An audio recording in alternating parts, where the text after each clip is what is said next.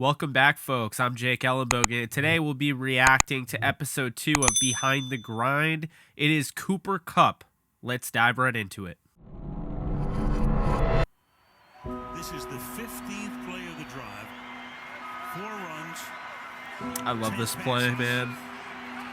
Second and goal. I've probably watched this exact play, I don't know. Cooper was always someone who could 100 get times. open consistently and catch the ball consistently. You go back to the 17 Senior Bowl, most of the guys that he's going to be going against are going to be in the NFL, or at least have a shot.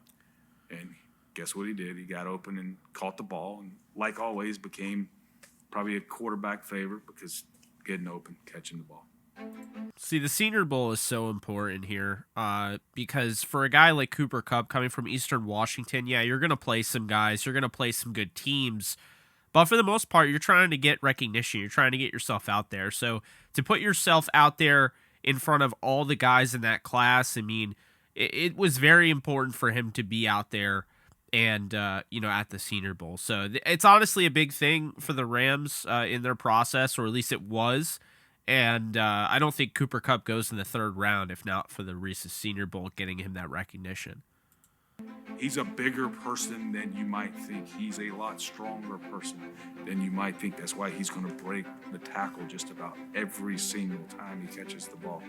He can separate, and he's got an elite ability to change directions. He's right. When you add all of that up, there's Cooper Kupp. What do we call it? Triple crown?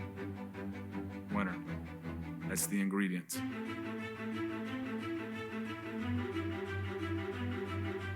Being able to earn the Triple Crown this year was an incredible honor. It's something that I don't take lightly.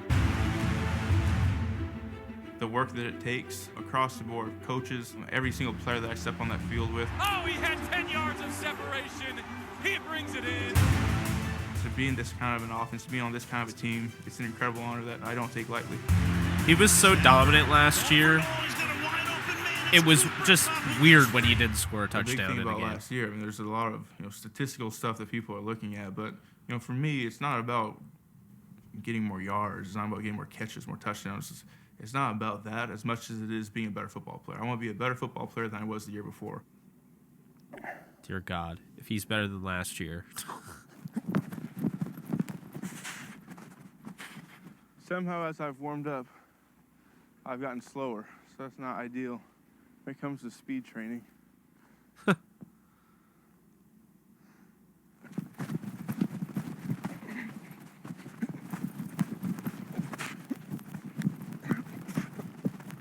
And there's a lot of things I think across the board that I want to be better at. Generically, I mean, bigger, stronger, faster. If I be bigger, stronger, faster than I was before, the best way to get faster is to run fast. All the stuff you do in the weight room, out in the field in terms of the speed work. What he did throughout his time dealing with the ACL tear, because he did suffer an ACL tear, for those of you who did not know. And when he tore his ACL, I've heard the whole story. He basically retrained himself how to run. And I think he's been incredibly different as a runner. And as far as his explosiveness, he was not as fast his rookie year and his second year as he was after he tore the ACL and came back. It's honestly incredible.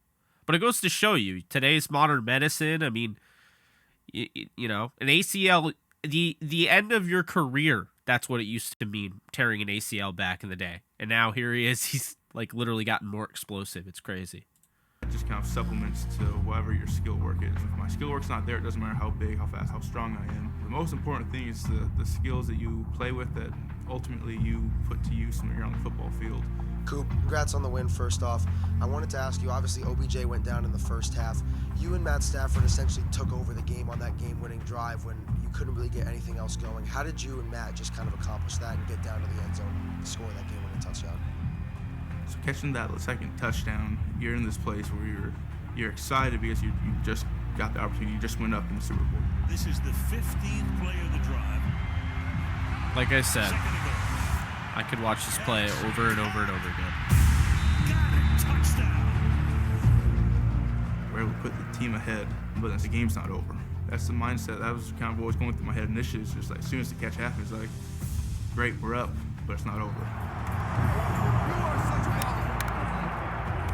Someone's got to go out there and make a great play for us, and you saw the defense go out and did their thing. Burrow trying to keep it going, gets spun down, gets it away, and incomplete. The Rams were It's built Jacob Harris. to win the Super Bowl, and they have sealed the deal. No play is too big, no situation is too big. You just get to go out there and do your job because you know you've prepared the right way. All right, last sprint here.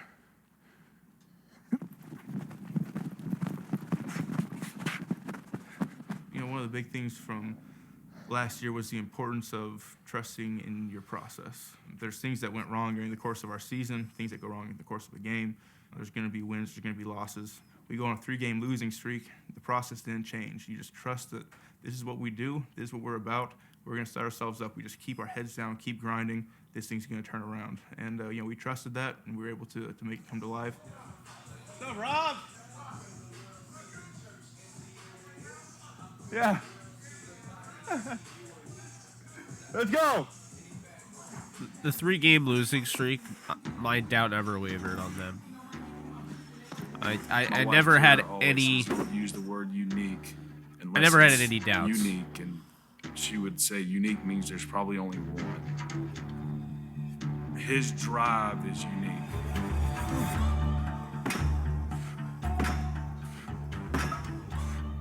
I want to be a better football player than I was the year before. That might not be reflected in the statistical production. When you watch the film, I want to say I am better now than I was the year previous. Such a healthy mindset. And I gotta say, I think Les Snead did a good job there kind of explaining it, but it is unique. You know, everyone just assumes professional athletes put in all this work and everything. They don't. Not every single professional athlete is working as hard as Cooper Kupp. I can tell you that right now. Just like not every professional athlete works as hard as LeBron James.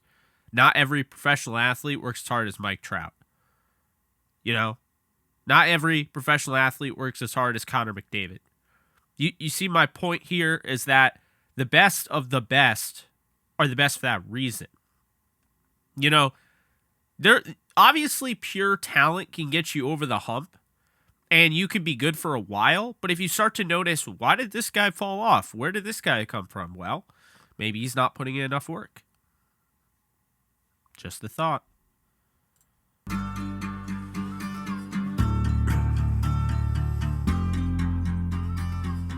Preparation's going to set me up to just be the best that I can be. So now I just get to follow my checklist of things. Now we move forward. You know, you take the off season, refine those things. What things need to be more efficient at? What things you can do in your process to make you that much better? And then you just live by that day after day.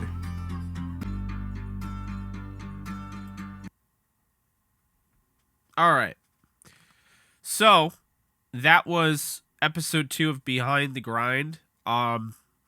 I will say the first episode, there was a lot more to it. It was like 14 minutes long. Matthew Stafford going through what it was like to be in year 2, going into year 2, what it was like his first year winning a Super Bowl, even going through the media festivities, him being there when they were doing the scheduled release show on NFL Network.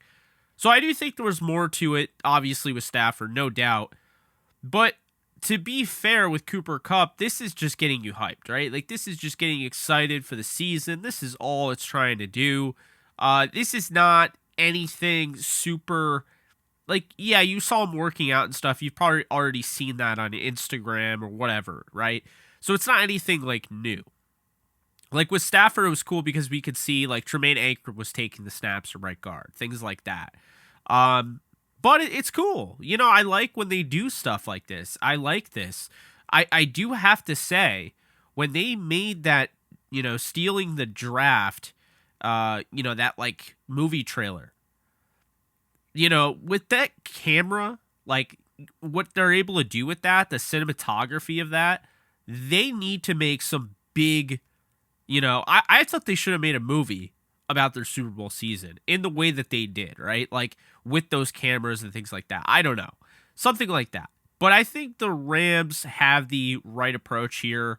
This is PR. This is social media. This is getting hype geared towards this season and kind of resetting the mood.